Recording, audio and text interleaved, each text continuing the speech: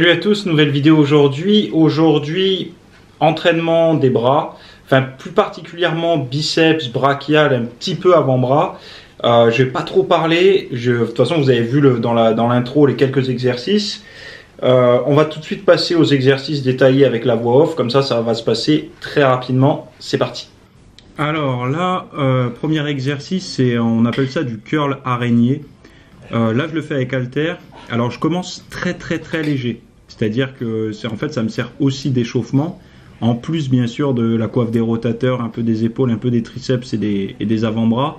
C'est mon premier exercice qui me sert à bien m'échauffer. Donc là on est plutôt sur un travail du brachial. Le brachial c'est le muscle qu'on peut voir un petit peu apparaître entre le biceps et le triceps, qui va venir légèrement pousser le biceps vers le haut. Alors vers le haut, quand on se met en pose double biceps par exemple, ça aide à gagner un tout petit peu de volume. Je le fais également à la barre. La sensation n'est pas du tout la même, étant donné qu'on n'a pas de liberté au niveau des poignets. Sur les haltères, on peut un petit peu bouger les poignets pour augmenter la contraction. Par contre, avec la barre, on peut pas. Par contre, je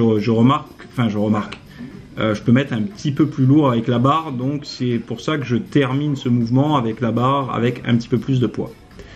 Donc bon voilà, le but c'est pas non plus de mettre 300 kg sur ce genre d'exercice, hein, c'est essayer de faire le mouvement plutôt correctement.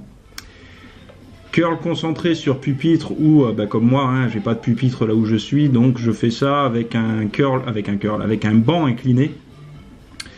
Là pareil, il faut pas trop bloquer l'aisselle sous le banc parce que ça va un peu décaler l'épaule, désaxer, la tête alors comment on appelle ça, l'humérus va être un petit peu décalé, je sais pas comment dire, au niveau de l'épaule.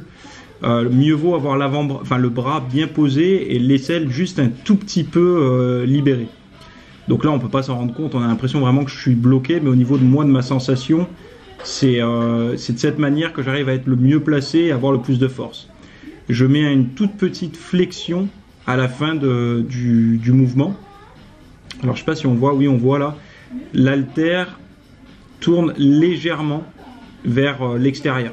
Et là, ça m'aide bien à contracter. Et on est toujours pareil sur travail biceps, mais aussi brachial. Le brachial, on le voit un petit peu plus apparaître sur ce mouvement-là.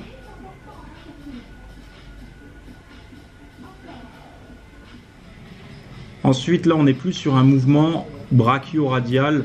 Alors, ça travaille aussi un peu biceps, un peu brachial, mais là, c'est plus la partie de l'avant-bras. Alors qu'on voit, je ne sais pas si on voit se contracter, mais la partie de l'avant-bras qu'il y a sur le dessus de l'avant-bras. Je ne sais pas comment expliquer ça autrement. Vous tapez brachio-radial sinon dans Google Images et ça va aider un petit peu à combler l'espace, le creux qu'il y a pour les personnes comme moi qui ont un biceps court. Ça va venir un tout petit peu combler l'espace. Alors l'espace qu'on a par exemple quand on se met en position double biceps, quoi. Vous savez, la position où on peut mettre 2 doigts entre le biceps et l'avant-bras. Bon, après là on est sur du curl bar classique, sur barre Z. Là on est sur les biceps essentiellement.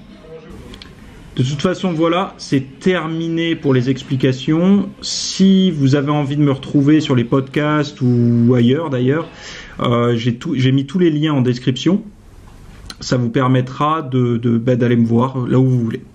Si ce genre de vidéo vous plaît, mettez-moi un petit commentaire pour me le dire, que je continue ma série.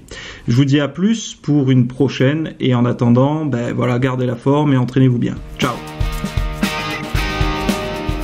Merci de m'avoir suivi pour cette vidéo. Il y en aura certainement d'autres. Je peux pas te dire quand encore, mais tu peux déjà voir le travail que j'ai fait précédemment.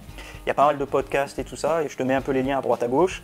Tu as tout ça en description de toute façon. Donc bon, si tu as envie de suivre mon travail, tu peux le faire. Sinon, écoute, tu reviens dans quelques semaines, tu tapes le nom de la chaîne et puis tu verras bien s'il y a quelque chose qui te plaît ou pas. Voilà, je te dis à plus, bye.